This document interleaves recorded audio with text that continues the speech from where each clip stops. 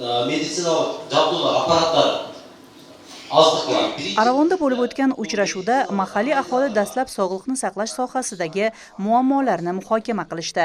Masalan, Chekabod qishlog'ida yashovchi fuqaro tuman kasalxonasida ko'z kasalliklarini tashxislash va davolash uchun sharoitlar yo'qligini aytdi. Natijada bemorlar viloyat kasalxonasiga, ayrim hollarda esa poytaxtgacha borishga majbur bo'lishadi. Alыстығыны, жақындығыны, коррекциясын анықтаған аппарат жоқтығына байланысты biz көбінше жеке клиникаларға же Оштағы шаһардағы мамлекеттік ауруханаларға chiqishga majbur bo'lib o'tamiz da. Aravon tuman kasalxonasida ko'z mikroxirurgiyasi bo'limi yo'q. Bemorlar umumiy jarrohlik bo'limidagi kichik palatada davolanadi. Ko'z kasalliklarini tashxislash uchun uskunalar yaqinda keltirilib, shu bo'limga o'rnatilgan. Biroq buni ko'pchilik bilmaydi.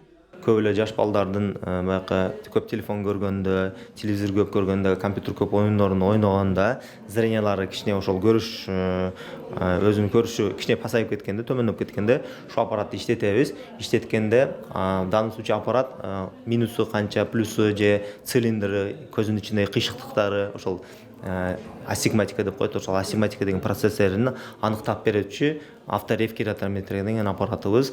Aravon rayon kasalxonasi chorak asr oldin qurilgan. Bino avariya holatida. 5 yil oldin tug'ruq va yuqumli kasalliklar bo'limlari qurilgan. Qolgan bo'limlar bemorlarga eski binoda xizmat ko'rsatadi. Prezident Sadir Japarovning O'shga tashrifi davomida tumanda zamonaviy kasalxona qurish so'ralgan. Muammo hal qilinib, bu yil 220 o'rinli 4 qavatli yangi bino qurilishi ma'lum bo'ldi. Bu yerdagi bo'limlarga alohida sharoitlar yaratiladi.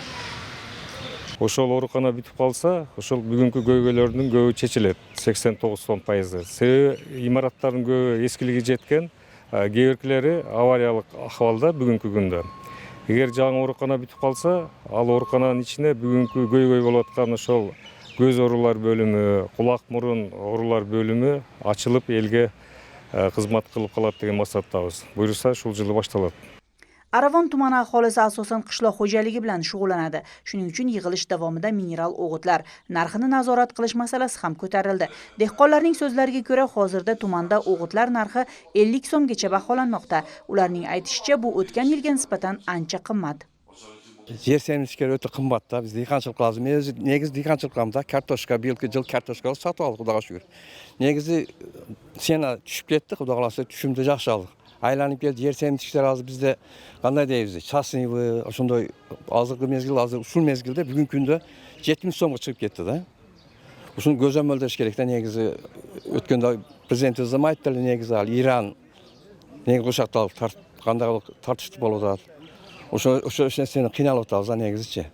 Диkançılıkка ошол көзөмөлдө берсе деп, ушу маселе азыр чечилди да, негизи кандай болот деген бия кандай.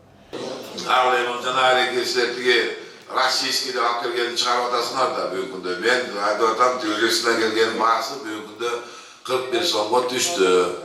Анан жер семиткич боюнча мындайлар, мен элге да туура түшүндүргө дейин, бүгүнкү күндө өзүңөр угуп атасыңар.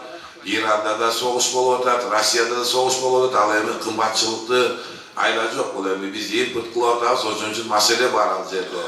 Бул жерде мындай айчалар министрлигинин эмеси кызыкчылыгы да жок, эчтекеси жок.